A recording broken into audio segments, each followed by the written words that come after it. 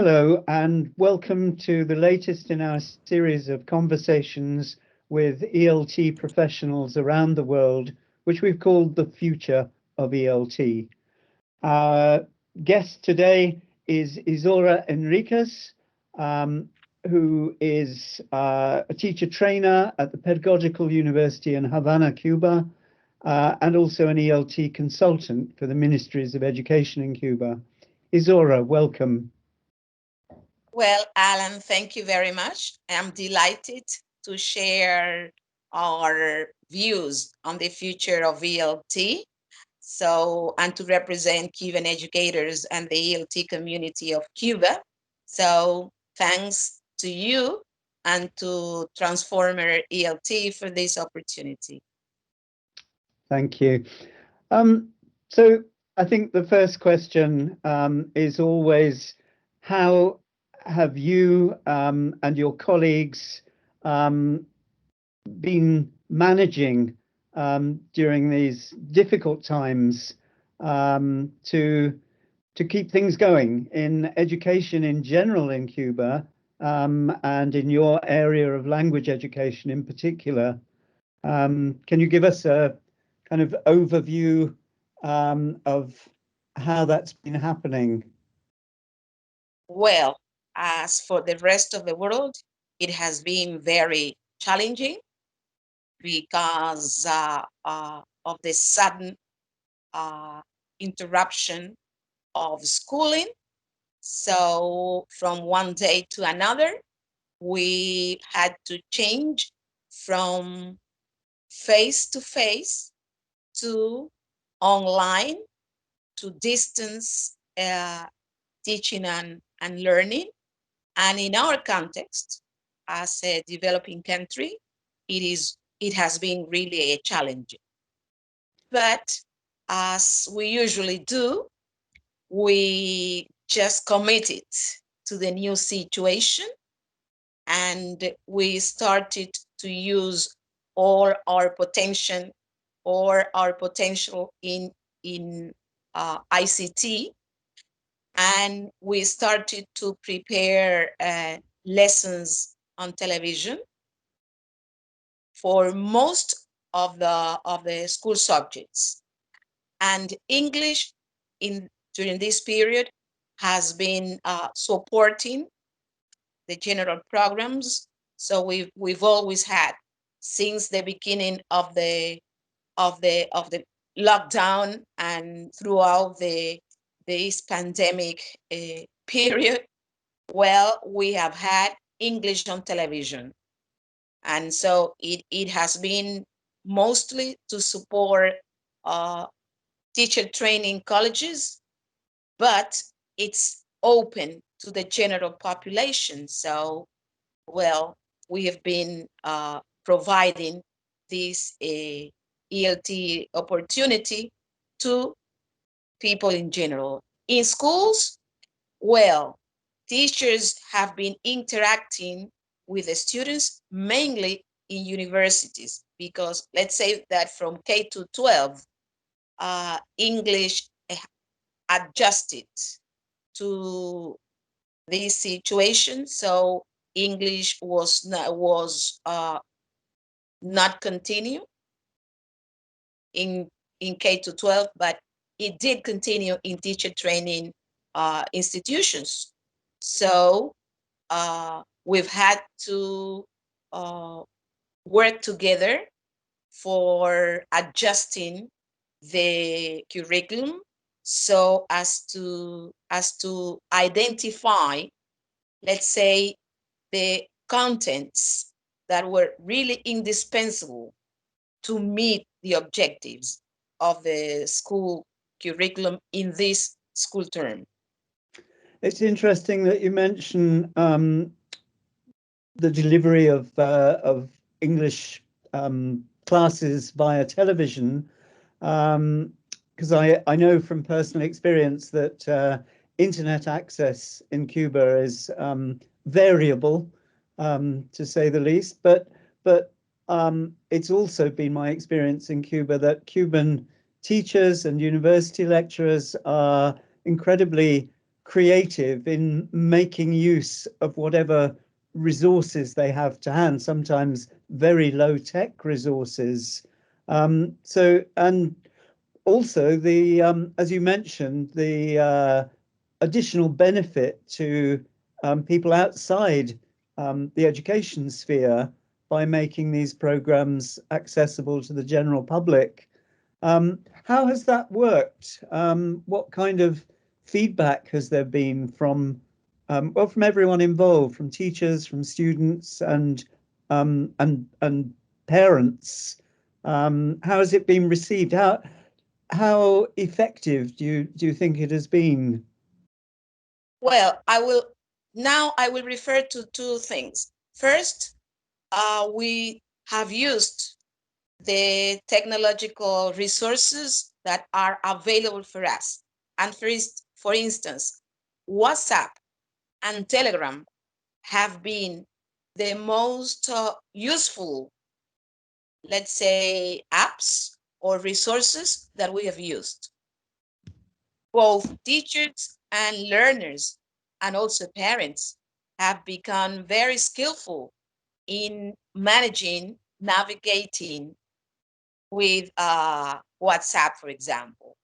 And so we have also used it by our teachers associations to continue support to teachers, so that we have developed a number.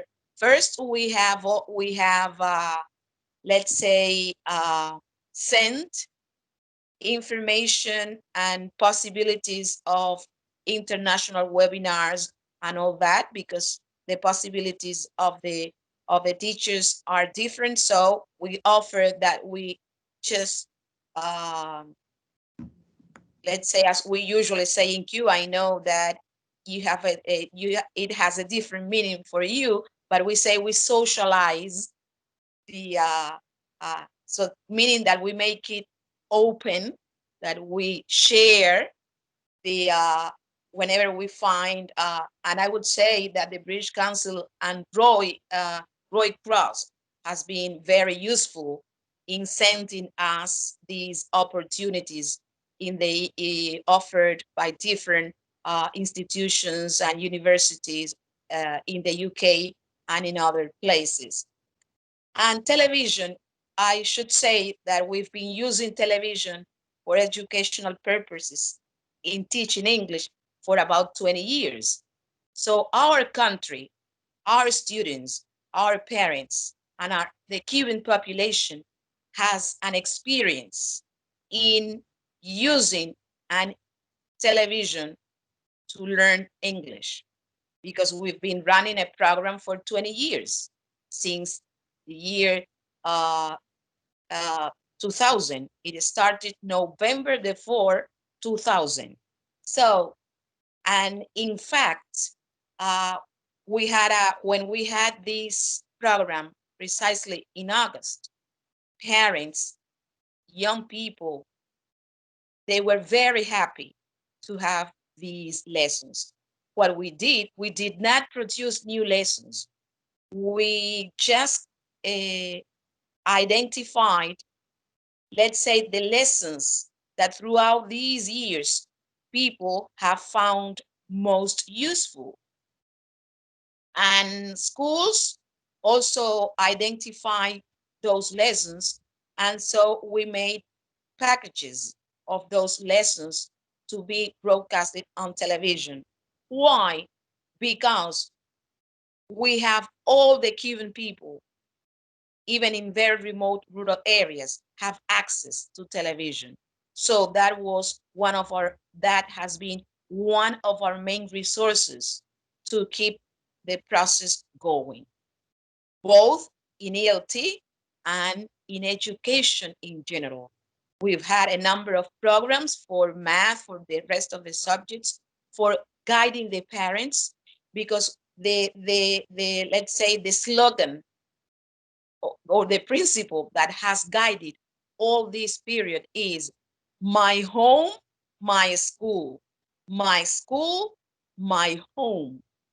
So parents have been very much involved in helping their children or the young people to continue active during the process.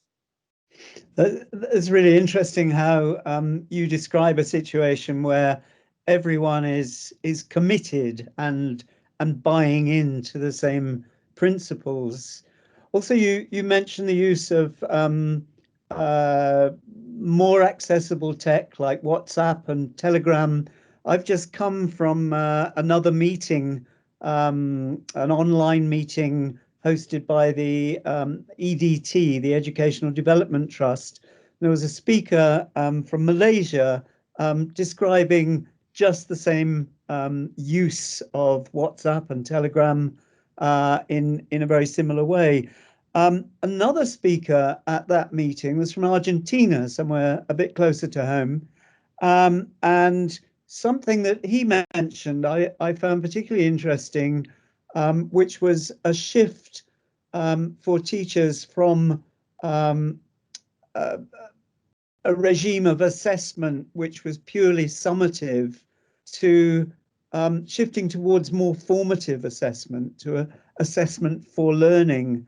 And this comes on a day when vice chancellors at quite a large number of UK universities are advising the British government to think again about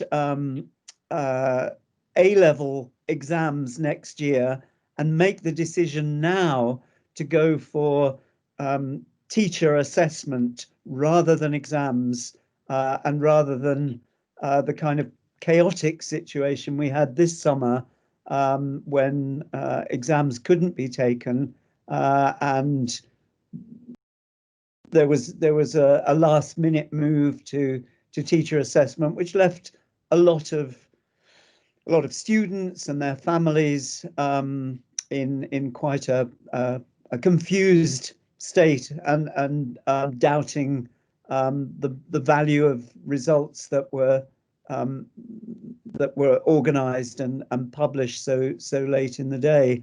And I wonder if you can see a similar move towards more formative assessment that's been prompted by the current situation. Do you think that might be a side effect? Well, I think that we have side effects in all areas. But in Mm, terms of assessment, you are right. Formative assessment has come to be more valued, I would say. hmm For example, in our curriculum from K to 12, the students' final marks were given based on what they have done throughout the semester, throughout the school year, so that they will have more time to devote to other subjects. Because in English lessons, teachers are constantly interacting with the students, so they have constant feedback on their achievements through the dramatizations, through the daily activities, through the role plays they generally do. And besides, I think that another important, let's say, issue or another important aspect to consider in Cuba has been that the, uh, the guidelines have been to have more comprehensive evaluations or assessment tasks so that more subjects contribute in one task, so that the students can show through one task how they have achieved the main objectives of a school year or of a semester. And I would say that that has been a something very difficult to achieve in, let's say, in normal conditions.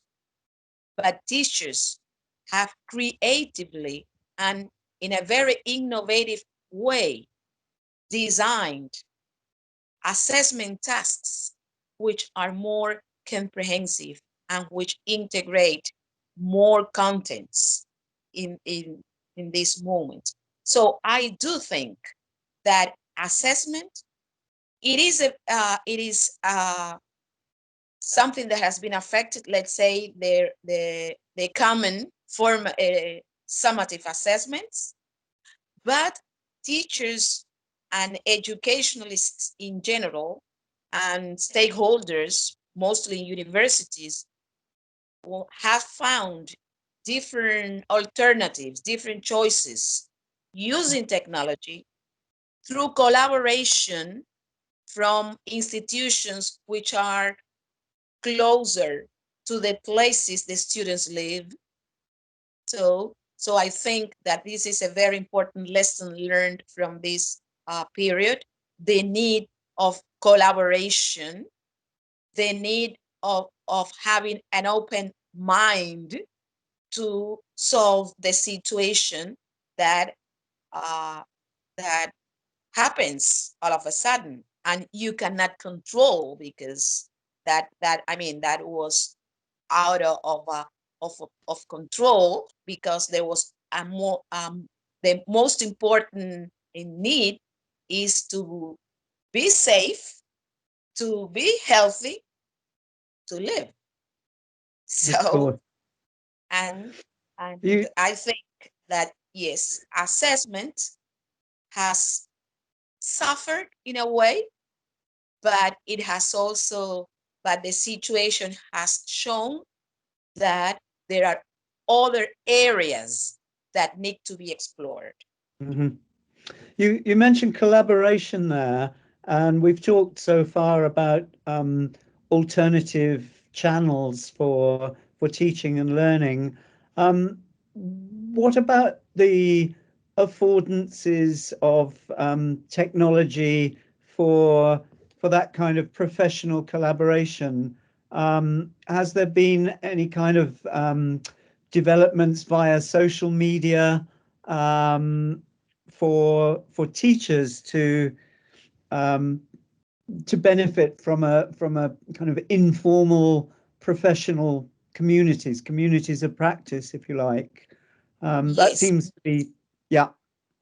definitely. And the role of our teachers associations have been very, very important in providing those opportunities of continuous professional development for our teachers. Uh-huh. As I said, Is that as I jelly? yes, Jelly and Ellie. We have two Uh-huh. associations. Jelly has been very active in using WhatsApp to keep teachers exchanges, but uh, the other association, APCELI, which is the Association of Cuban Pedagogues, the section of English language teaching and learning, has also been very active. Let's say, for example, sending international opportunities that teachers can have access to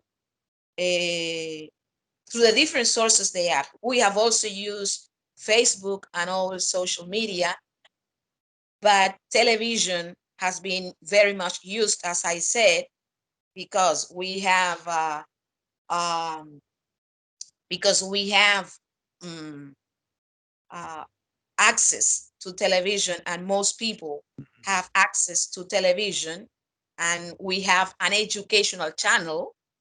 So also that has been used to support teachers, but it has been used mainly to support students and parents. So Hmm. teachers associations are working behind to help and support teachers. And teachers have been really grateful because these opportunities. And let's say, for example, IATEFL magazine or journal Voices published very recently the work of APCL as an associate of IATEFL, of the work done throughout this COVID period. But I think that the timeline would be before COVID-19 and after And COVID, after COVID 19, but definitely the social media, technology, all kinds of technology, because we have used emailing in many occasions. We have because of our limitations to use other, let's say, other resources or other platforms. Well, we have combined them all. We have combined emailing. We have combined telephone calls, because, for example, as a university trainer, well, I keep contact with some students through WhatsApp because they have that possibility. But my contact with other students is through their landlines, because they don't have access to the other, or through the email accounts of their parents, because Cuban parents like to be informed about their children's results. It is. So they are always asking how that is going on. And so, and I think that that has been strengthened. The relations, the links between school, parents, community. I should also say that our ELT community has been very active, mostly from the English teachers from the Ministry of Public Health. They have been very active, going with their students in the communities. And we have even English teachers who have gone abroad with the Cuban medical doctors who have gone to international missions to help other countries. So the English teachers have been part of the delegation to help with the limitations those doctors might have in terms of communication. So there have So been English teachers in the front line with those there medical have been groups English assisting teachers, other countries.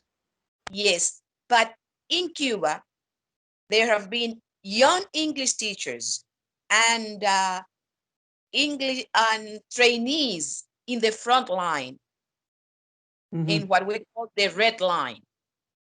So actually, I am writing a report. I am compiling now the experiences of the teacher trainees throughout the country, because of my work as coordinator of the teacher education, of the language teacher education program. So we are now compiling, because that's a possibility of practicing the language, but at the same time, I have to find a way to let the world know how our young teachers have contributed, and how the teacher education curriculum has helped to educate them in such values.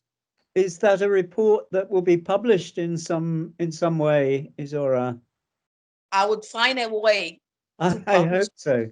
Okay. I, I'm Um, now compiling I'm now my colleagues in the different provinces are now compiling the some of them have even filmed the students in their uh, giving their opinions, giving their views on how they felt. One of the questions I've asked is, how have the communication skills developed in the curriculum? How have they been useful for you when communicating with doctors, with the sick people? mhm. And their answers have been really very interesting, Yeah. and definitely they have helped. I was going to ask a question about English by television, because television is essentially a one-way medium. It's transmitting content, if you like, to a television audience. And I was going to ask about um, what channels there were for communication the other way. But I sense that you've answered that really with your reference to a multiplicity of platforms. We were talking about email and telephone and WhatsApp.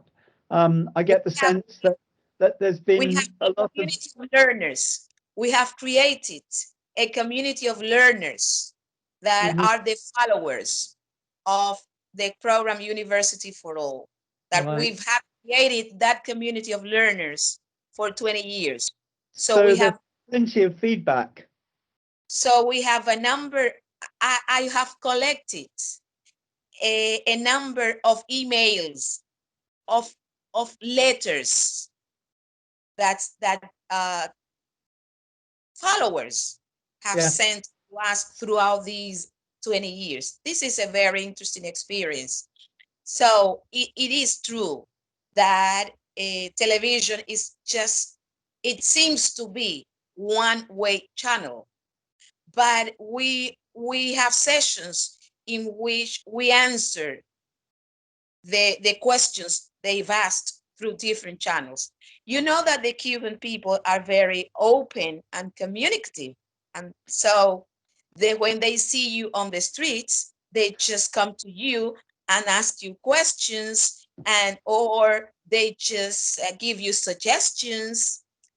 For example, I have regularly been giving let's say, tips on television on a program, mostly Saturdays, very short, just 3 minutes, uh, let's say, clips in Hmm. which I give suggestions so that people can use all the resources they have around, all the old books they have around, or their children's books, how they could use a family life to engage in communication, even if they do not know English, but how they can use the daily instructions, the daily routines in class. So we have managed different ways to keep people active. You've given us a really informative and vibrant picture of the way that Cuban society, not just the language teaching profession, but everybody has been working together to maintain um, teaching and learning through this crisis.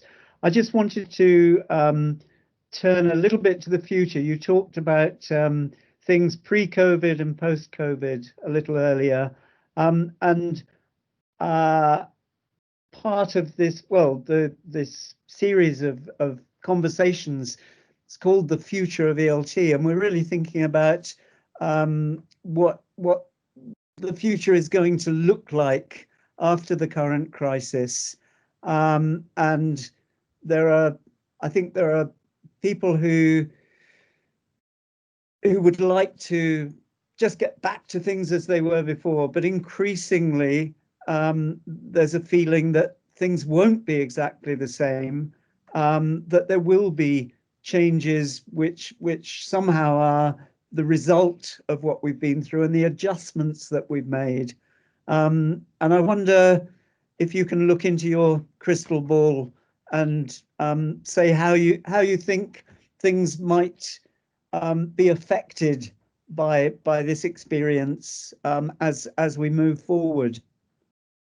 Well, I should say that in a certain way, the economic, let's say, effects that this period of crisis has had, well, that would have an effect. But for example, our teachers in Cuba, we have been safe because our salaries haven't been affected.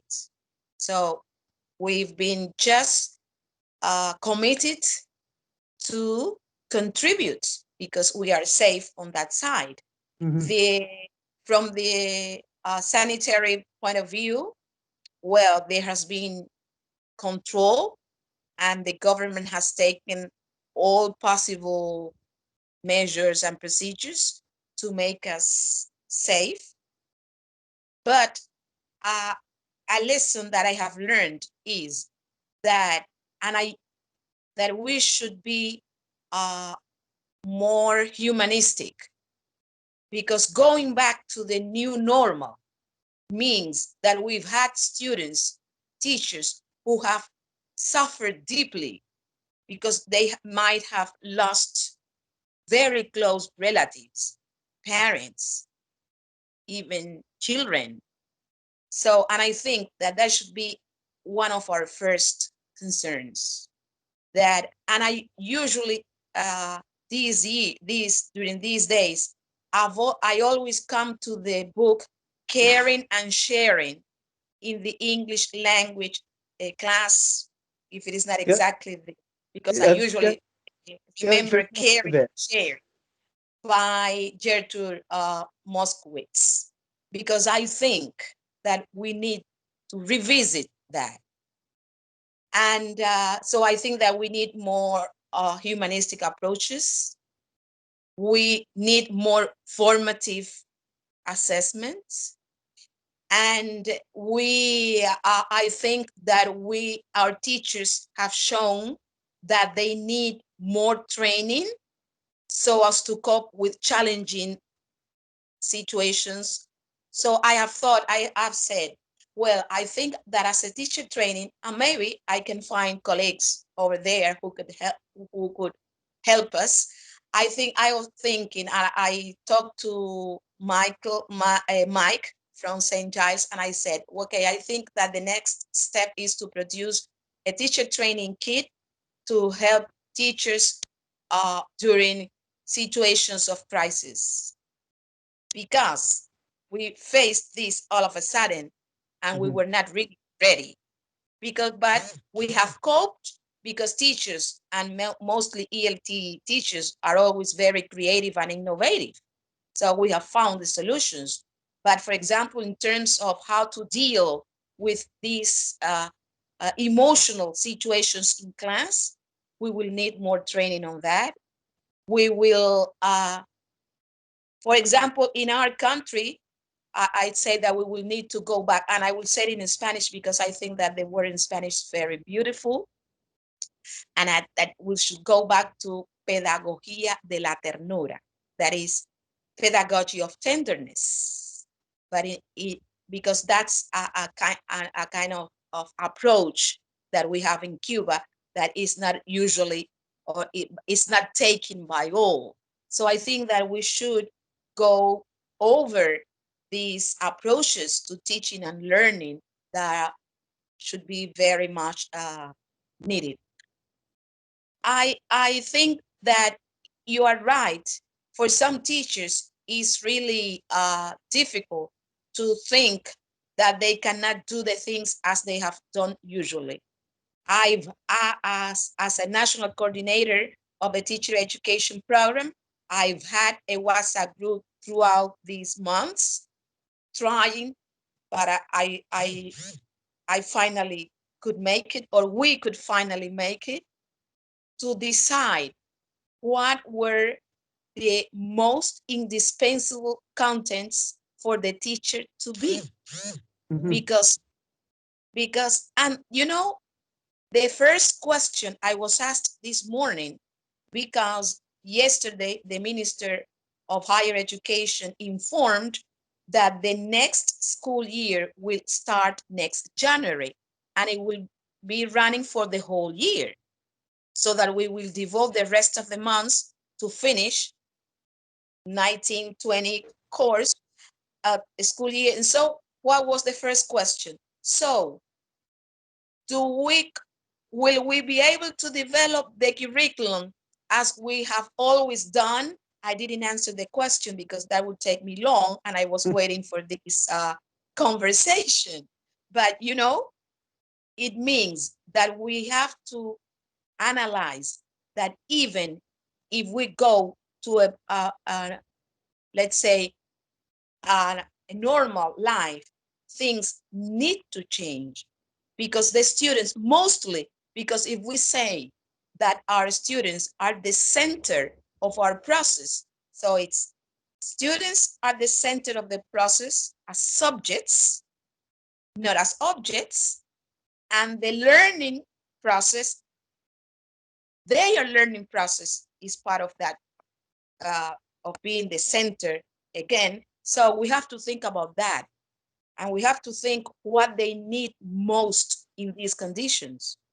What functions, what content do they really need to communicate in these conditions? Maybe what they need, they would like to speak now about, when they speak about health problems, we'll need to introduce COVID. Mm-hmm. Maybe because, and so I think that a more professional development would be needed of different types with different platforms. And but I think that the role of teacher educators will be very important in the new normal life. The the usefulness of ICT was confirmed, but we also confirmed that it's not possible to be the whole day on screen, and we don't know yet what the side affections would be besides the emotional ones. Something we should think about as well. Yeah, and the and collaboration. I think that in Cuba we have proved, that we use the word solidarity, that solidarity, collaboration, friendship, and commitment, creativity, and innovation are very important words. Keywords, all of them. They're Isora, keywords. thank you so much. That's been absolutely fascinating insight into not just how people have been coping, but how people have been um, making the most of the opportunities and the resources that are there. And I'm very moved by the idea of a pedagogy of tenderness. Um, it reminds me right at the start of the pandemic, one of the sessions at the IETFL Global Get Together online. I don't know if you saw it. Was Adrian Underhill, who talked about the affective dimension of online teaching and learning, and talked about what he called kitchen table teaching, which was that sense of intimacy that you should go for, not trying to reproduce the kind of distance of the classroom, but trying for something more more intimate, more human, more humanistic. So thank you once again. Many thanks to Minerva and Olga at the British Council in Havana for making this connection possible. I know that hasn't been easy. And I should just mention that this interview, one of a series, we've got 2 or 3 past interviews in the waiting, in the queue. But in a couple of weeks' time, this interview will appear on our Facebook page, on our YouTube channel, and on our website. And I'm personally really delighted to add you to our international gallery of reporters and crystal ball gazers. So thank you once again, Isora. It's really been a pleasure to talk to you and to listen to you. Thank you very much, Alan. Transform ELT, the British Council, of course, that has made this possible. And but on behalf of the Cuban ELT community and educators in general, so I really appreciate this opportunity. And but I also want to thank you for the support you have given for a long time, not only in the recent years, but for more than 20 years. You have also been supportive to the Cuban ELT community. So thanks so much for that on behalf of the Cuban ELT community. Thank you.